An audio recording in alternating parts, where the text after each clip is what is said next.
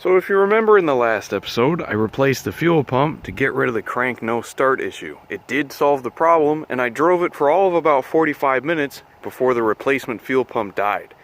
So, Mr. Neighbor Guy recommended that I relocate or clean up the ground for the fuel pump. So that's exactly what I did here. Normally, the fuel pump grounds behind the driver's side taillight.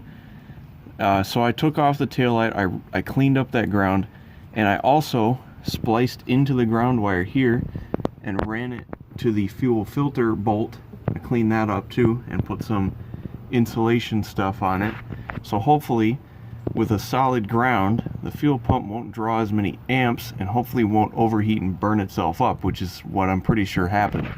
So I've removed the fuel pump already while the tank is still in the vehicle. It's not all that hard, but if you drop something, it's going to be in the tank forever and you're never going to get it out. So just keep that in mind if you're doing a fuel pump with the tank still in the vehicle.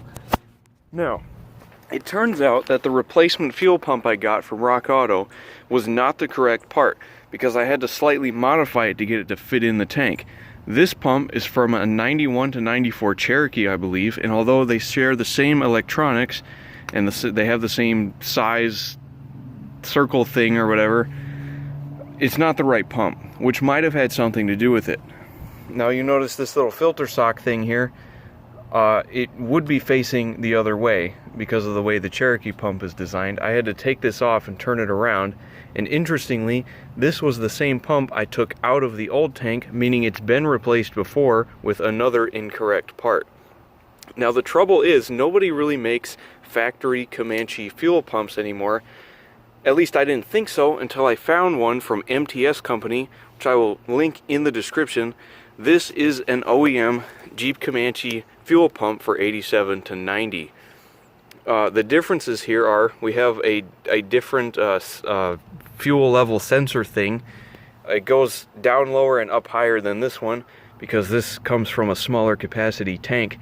And also, you may notice these lines up here on the Cherokee pump run parallel while they cross each other on the Comanche pump to move it over to the left a little bit in relation to the hole it goes in so that it fits in this pan in the middle bottom of the fuel tank. I don't know why that pan is there, I don't know what it does, but the thing is, it fits in there without modification, which is always a good sign. And you know you've got the real deal when it even comes with a replacement plastic clip holder thing for the wiring harness. So I'm going to throw this in there and see if we fix the problem once and for all. So it wasn't all that difficult. Basically just slid the fuel pump in, had the O-ring and lock ring over it, and twisted that tight. I attached the fuel lines, and it's nice that these are actually pointed in the right direction instead of just straight out like the Cherokee's pumps were. And I put in that wire clip, plugged her in, and I think everything is a go. I had the drive shaft taken off and bungee corded out of the way, so I'll put that on, but first I think I'm going to go try to start it.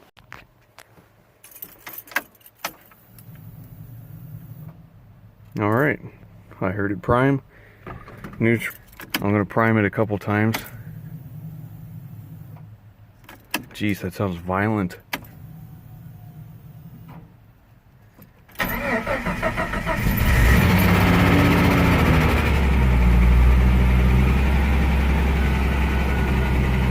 Alright, that sounds like a running engine. So first up on my list of interior cosmetic repairs is getting new floorboards because there are various rust holes in them.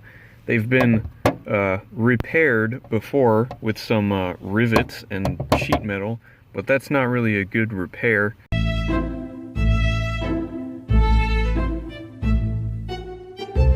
I gotta get a new headliner in this thing, but in order to put in a new headliner, I have to take out this foam board. In order to get that off, I have to take off this trim piece.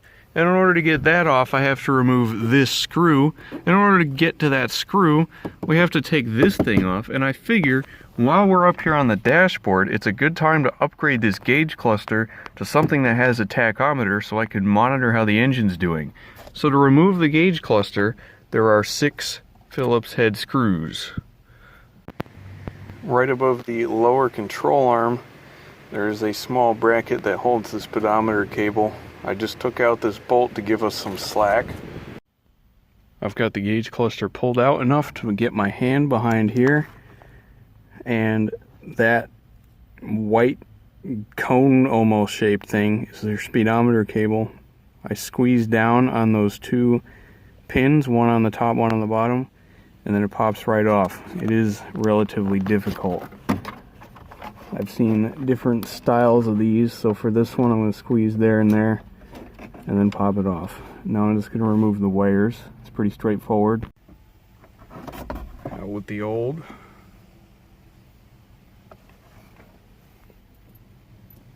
These wire clamps, you just squeeze down on both ends to get them out. Pretty easy. And also another thing that I found interesting was these are all the wires for optional things in the truck, and they're actually labeled. Fog lamp switch, cargo lamp switch. Those wires line up with these little cutouts on this panel, and you can put switches there. And I thought it was cool how even though this truck doesn't have those options, the wires are still there.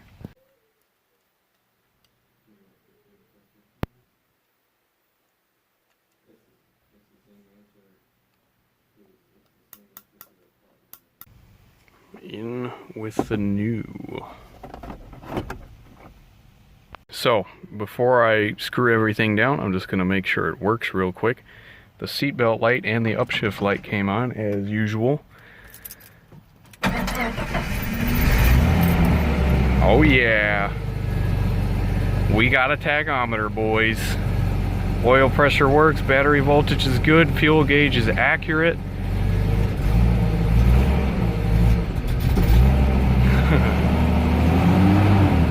Nice. Don't forget to reattach your speedometer cable bracket. First thing I'm doing to get the headliner board down is removing the visors.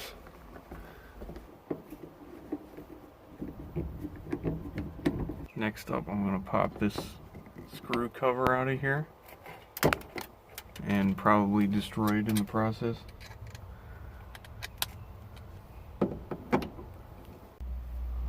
On the grab handle, take this plastic corner and twist it out of the way, and then we have a T25 Torx bit on each side. To get these cabin lights out, if they haven't already removed themselves, there's clips on the side, but this one's broken, and then you just unplug this. And then I've already popped off that screw cover up there. Now I need to remove that screw. And for the seat belt, this little cover slides up and off somehow. I don't know. Okay, like that. Sure, that works. This is a T50 Torx bit, the same as the seat bolts.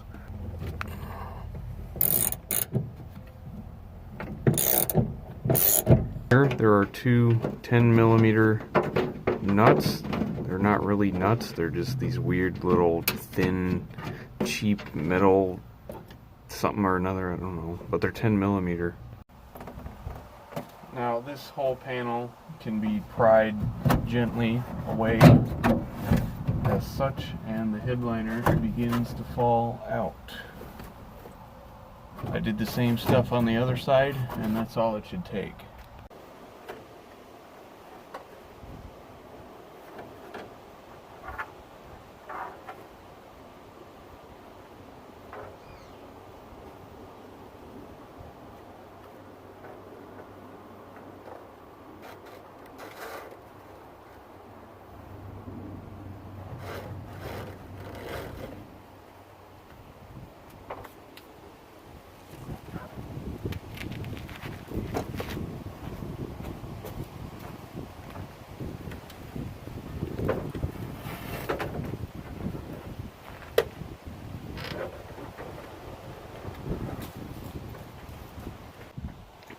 So here's what we got.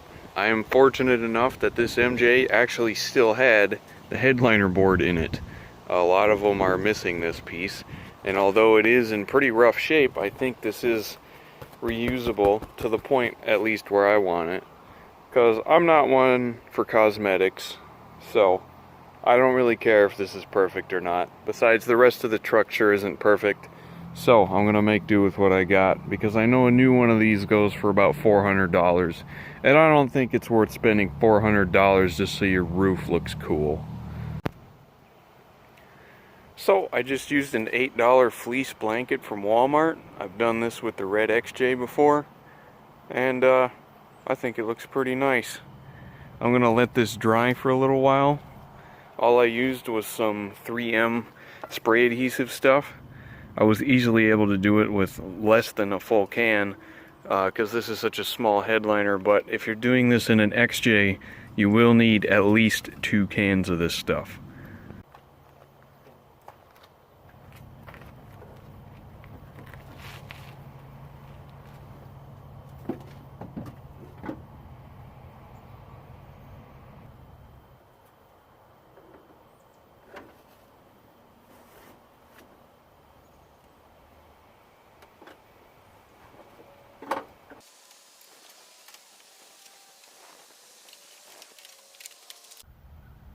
I've slid the headliner vaguely in place. Now all I gotta do is reattach all the trim pieces, put the visors in, and then put the seats back in.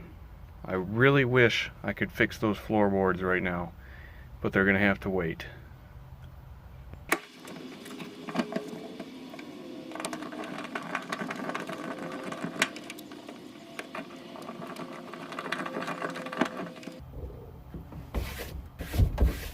I could reupholster these visors, but they don't match. The one is from an XJ, and I know Rock Auto actually sells replacements for these, actually, which is interesting.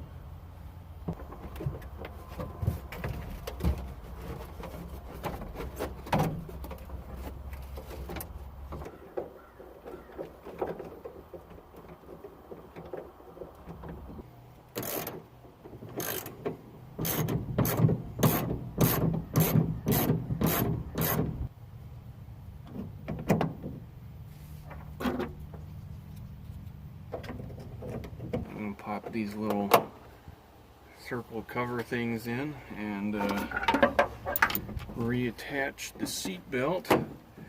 So there's a plastic washer that goes behind the bracket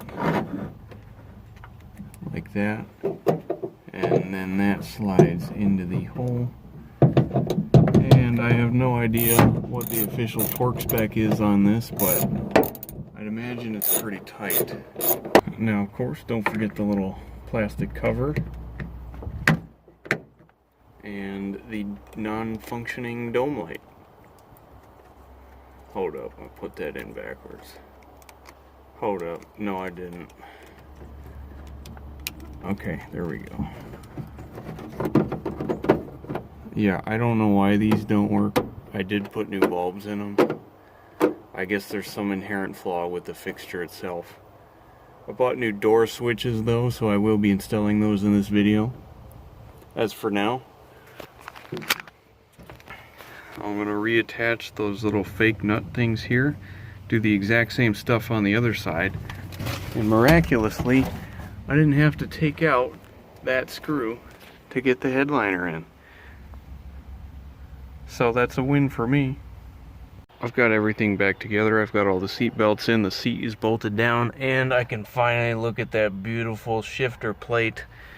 As a last-ditch effort to try to fix these dome lights, I'm going to replace the door switches with a 7/16 socket. You simply unscrew these things.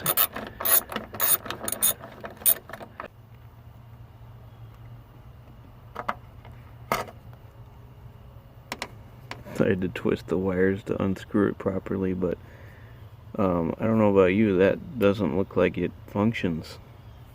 So, gotta pop off these wires.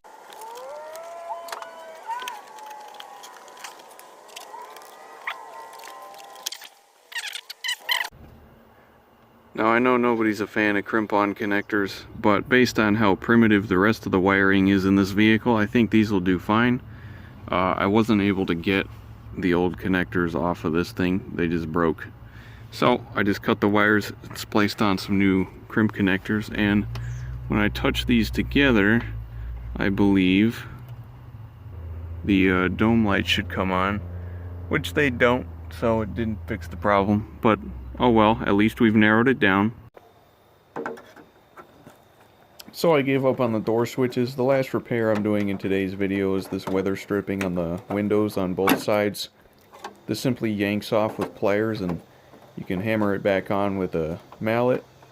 I did have a lot more planned for the video, but things just didn't end up working out.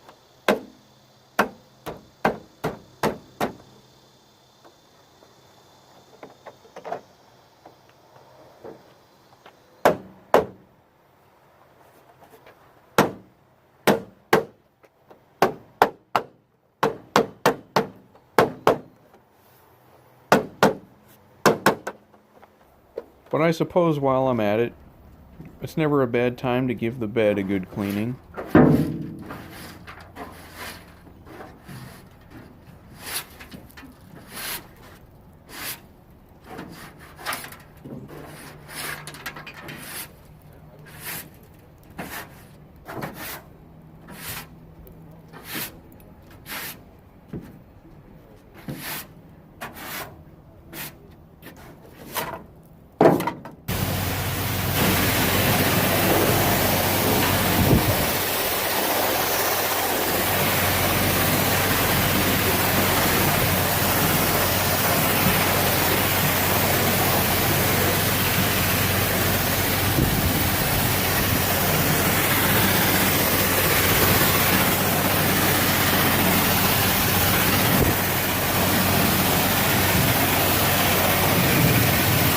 So something I kind of want to talk about that I don't really know where to put in a video somewhere is driving this thing.